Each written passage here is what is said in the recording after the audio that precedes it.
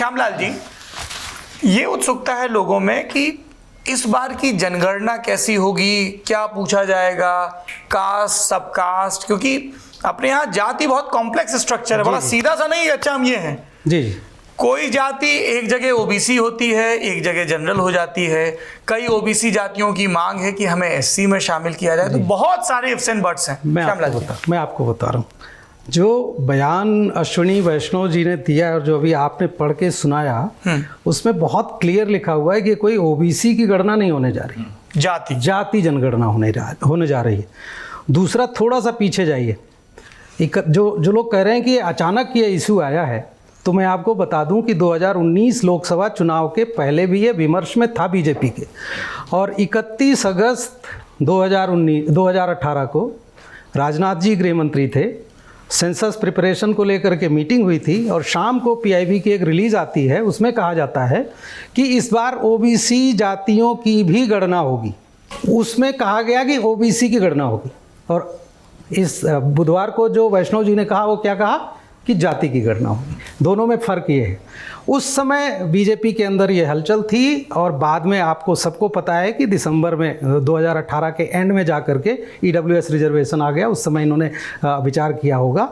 उसके भी थोड़ा सा पीछे जाइए, मैं आपको बता रहा हूँ कि कोई भी कुछ भी कह ले, इस देश में ओबीसीज़ के लिए जितना बड़ा पॉलिसी डिसीजन आप सब मानेंगे कि वीपी सिंह ने किया, जो अभी बता रहे थे राहुल जी, अब वो काका कालेलकर कमीशन तो नेहरू जी ने बनाया था, किसने नहीं लागू किया जी। मंडल कमीशन मोरारजी भाई ने बनाया था, बाद में कितने प्रधानमंत्री आए, किसने नहीं लागू किया, सारा क्रेडिट किसको मिला, वीपी सिंह को। 13 इयर्स। उसके बाद कांग्रेस का तो मुझे ध्यान है श्यामलाल जी, उन दिनों एक नारा हुआ करता था कि जात पर ना पात पर मोहर लगेगी हाथ पर। हाँ, तो उसके बाद अब देखिए, मंडल का सेकंड पार्ट किसने लागू किया, एजुकेशन वाला अर्जुन सिंह ने लागू किया। मोदी जी का आपको मैं बताऊं, आप लोग कह रहे हैं, मतलब लोगों को लगता है ये पहले हुआ है, आप निकलवा लीजिएगा क्लिपिंग, शायद कहीं मिल जाएगी। 9 या 10 फरवरी 2014 कोचीन में उनकी सभा थी, वहाँ उन्होंने बोला है, मैं शायद एक आध शब्द इधर उधर हो जाए, लेकिन मुझे याद है कि भाइयों बहनों, एससी एसटी ओबीसी पिछड़ों अति पिछड़ों सब लोग नोट कर लीजिए कि अभी तक 70 साल में कुछ भी हुआ हो, लेकिन आने वाले वर्षों में आप लोगों की ही चलने वाली। मेरे शब्द लिख करके रखिए, आने वाले 10 साल हिंदुस्तान में दलित, पीड़ित, शोषित, पिछड़े, अति पिछड़े, इन्हीं की बात चलने वाली है। जब मैं कहता हूं ना कि आने वाले 10 साल, मेरे शब्द लिख के रखिए, वो 10 साल आपके हैं, आपके। तो मोदी जी भी अपने आप से शायद पूछते होंगे कि पिछले 10 से ज़्यादा हो गए, अब तो 2 टर्म पूरा हो गया। कोई देखिए, वो सब लोग बोलेंगे बीजेपी वाले कि आप तो जनधन में हम एससी एसटी को भी फायदा मिल रहा है, ओबीसी को भी मिल रहा है, सारी रूरल हाउसिंग में मिल रहा है, लेकिन पॉलिसी लेवल का इतना बड़ा रिफॉर्म मैं मानता हूँ मंडल 2 के, मतलब मंडल के दोनों जो फैसले हुए, उसके बाद ये तीसरा सबसे बड़ा ये है। तो बीजेपी के अंदर ये चर्चा पहले से थी, और 2024 के लोकसभा चुनाव के पहले मैं आपको बता रहा हूँ, एक प्रमुख नेता को मैं मिला था, बता रहे थे कि ऐसा कुछ लगता है करना पड़ेगा। तो मैंने कहा कि क्या ये लगता है आपको कि चुनाव के पहले घोषित कर देंगे? बोले यार, हमारी पार्टी की पूरी जो साइकी है वो असल में इसके खिलाफ है, जो अभी राहुल जी कह रहे थे, जो धीरे धीरे चेंज हुआ है बीजेपी का। तो इस सब प्रक्रिया से आया है। लेकिन जो आप जिन इश्यूज़ की तरफ पॉलिटिकल चीज़ें बहुत इन हमारे साथियों ने बताई, मैं आपको बता रहा हूँ, ओबीसी की गणना में एक मुश्किल क्या आने वाली है, जो आपने इंडिकेट किया। पूरे देश में जो सेंट्रल लिस्ट है ओबीसी से, दो लिस्ट मेंटेन होती है, एक सेंटर वाली और एक स्टेट्स वाली जी। सेंटर की जो टोटल लिस्ट है वो 2513 की है, सारे स्टेट्स की मिला करके। उनकी सब कास्ट्स मिला दें आप तो वो बहुत ज़्यादा होगी, 4000 के आसपास होगी, लेकिन 2513 लिस्ट है सेंटर की।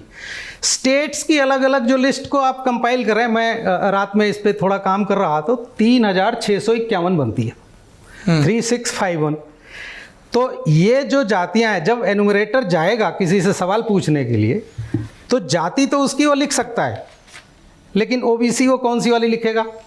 उत्तर प्रदेश की, मैं एग्जाम्पल के तौर पे जी। बता रहा हूँ, उत्तर प्रदेश में 76 जातियां हैं जो सेंट्रल लिस्ट में, जी, और 79 है जो स्टेट लिस्ट में है। लेकिन फर्क ये सिर्फ 3 का नहीं है, फर्क यह है कि उत्तर प्रदेश की लिस्ट की 14 जातियां हैं जो सेंटर वाली लिस्ट में नहीं है। जैसे और अब वो नाम ठीक नहीं रहेगा बताना। और सेंटर वाली लिस्ट की 10 जातियां हैं जो स्टेट की लिस्ट में नहीं है। इस अब महाराष्ट्र का एग्जांपल ये, महाराष्ट्र में 351 जातियां हैं जो स्टेट लिस्ट में, लेकिन सेंट्रल लिस्ट में 261। बंगाल को लेकर के पिछले महीनों में काफ़ी लड़ाई चल रही है, आप सबने देखा होगा। तो ये सब कॉम्प्लिकेशन होने वाले हैं, हमें पता है। लेकिन मुझे जो लग रहा है, अब ये सब तो मॉडलिटीज़ ये कर रहे होंगे सेंसस वाले वर्कआउट, लेकिन मुझे लगता है कि ओबीसी वगैरह बाद में कैलकुलेट करेंगे, सिर्फ जाति पूछी जाएगी। और ये आपके दर्शकों को पता होना चाहिए कि जब आज़ादी के बाद, क्योंकि 41 तक तो जाति की जानकारी ली गई है, 31 का डेटा रिलीज हुआ था, 31 का डेटा कलेक्ट किया, 41 में कलेक्ट किया गया था, लेकिन सेकेंड वर्ल्ड वार चल रहा था इसलिए वो रिलीज नहीं किया गया। 51 के बाद नेहरू जी आए, उन्होंने उसको रोक दिया। लेकिन SC STs को लेकर के भी बहुत कन्फ्यूजन होता था, और शुरू की कई जनगणना में कई सारी लिस्ट लेके एनुमरेटर जाता था, बोलता था इसमें से बताओ कौन सी जाति है तुम्हारी। तब वो SC या ST पर क्लिक करते थे। वो ये धीरे धीरे जा करके क्लैरिटी आई है। ये सब प्रॉब्लम अभी भी आने वाली है मुझे लगता है। इसलिए मेरा ऐसा अंदाज है, अभी क्या कर रहे होंगे मैं नहीं जानता, लेकिन शायद ये OBC वगैरह नहीं लिखेंगे। टाइमिंग की आप बात कर रहे थे, मैं बताऊं ये अभी कई चीज़ें इसमें क्लियर नहीं है, जैसे कोई टाइम फ्रेम नहीं दिया गया है आपको। जी, जो सेंसस एक्ट है, और आप सबको मालूम है डिलिमिटेशन वाले इश्यू पर वो कहा गया है कि 2026 के बाद के सेंसस के बेसिस पर अगला परिसीमन होगा।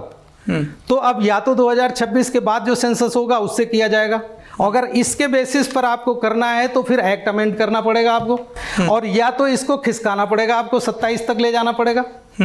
तो ये सब प्रॉब्लम अभी होने वाली, क्योंकि वीमेन रिजर्वेशन वगैरह सब उसके बेसिस पर डिलिमिटेशन होना है, आपको सब पता है। तो मुझे लगता है अभी इसमें कई सारे कॉम्प्लिकेशंस हैं। स्टेट सेंटर लिस्ट का अलग इश्यू है, फिर जाति, असल में क्या है ना, जाति की जानकारी सारी आ चुकी है। जो 2010-11 में SECC हुआ है, और जैसे अभी हम बता रहे थे कि बीजेपी के अंदर की कॉन्फ्लिक्ट है, जो राहुल जी और विकास जी ने भी इंडिकेट किया, पार्टी के अंदर भी अलग अलग वॉइसेस रहती हैं ना। कांग्रेस, ये सारा क्रेडिट जो आज मोदी जी ले जा रहे हैं, शायद 2011 में कांग्रेस ले गई होती। कांग्रेस, मनमोहन सिंह जी ने 2011 में बोला कि कैबिनेट इस पर फैसला करेगी, और कैबिनेट में उस समय जो मुझे ध्यान है, अब जो उस समय गृह मंत्री थे पी चिदम्बरम साहब, वो बड़े खिलाफ थे। प्रणब मुखर्जी साहब वगैरह, पी चिदम्बरम का। तो ये सब लोग जो है पार्लियामेंट की उनका भाषण जो है कोट हो रहा है सब जगह। उसके बाद कैबिनेट में ये हुआ कि GOM बना दिया गया प्रणब मुखर्जी साहब की अध्यक्षता में। यस, और उसमें यूपीए की एक बड़ी खासियत थी, जरा दर्शकों को ठहर के बता भी दीजिए, ये ग्रुप ऑफ मिनिस्टर्स। मैं आपको ग्रुप ऑफ मिनिस्टर्स बता रहा हूं कि 110 के करीब ग्रुप ऑफ मिनिस्टर्स बनाए थे मनमोहन सिंह जी की सरकार ने। उसमें 90 से ज्यादा जो हेड कर रहे थे प्रणब मुखर्जी साहब कर रहे थे। और वो जैसे अब ये तो खैर CCPA, CCS, CCPA इतना कमाल का फिनोमिना है। आपके मेरे बैचमेट और आपके जूनियर विकास त्रिपाठी हैं, गुवाहाटी यूनिवर्सिटी में प्रोफेसर हैं, उनकी PhD इसी पे है। ये जो ग्रुप ऑफ मिनिस्टर्स वाला मॉडल है। एक दिन पार्लियामेंट से बाहर निकलते टाइम प्रणब मुखर्जी से सवाल पूछा, तो बात करते करते कहता, don't harass me, you should remember he is the prime minister, I run the government. Sushma Swaraj ने 2010 में चिट्ठी लिखी थी सरकार को कि साहब कास्ट सर्वे कराइए। 2017 में देखिए तैयारी चल रही थी ये रोहिणी कमेटी से। 18 में राजनाथ सिंह ने कहा OBC की काउंटिंग होगी। 19 में आते आते बालाकोट हो गया, सरकार के बल्ले बल्ले हो गए, इनकी मसल्स बढ़ गई। तो इन्होंने 19 में जो क्वेश्चनर प्रिपेयर किया सेंसस का, उसमें कास्ट पे एक भी सवाल नहीं था। That was the clearest indication की हेडलाइन शिफ्ट हो गई, वो EWS हो गया था, पॉलिटिकल इंटेंट शिफ्ट हो गई, EWS हो गया था। बालाकोट से इनको लगा था कि हमारे पास एक नेशनलिस्ट SC एक्ट पे उन्होंने रिवर्स कर ही दिया था सुप्रीम कोर्ट को, यूनिफायर आ गया है हमारे पास, तो अब हम चल जाएंगे। लेकिन वहां से जाकर के अब गाड़ी दोबारा आ रही है।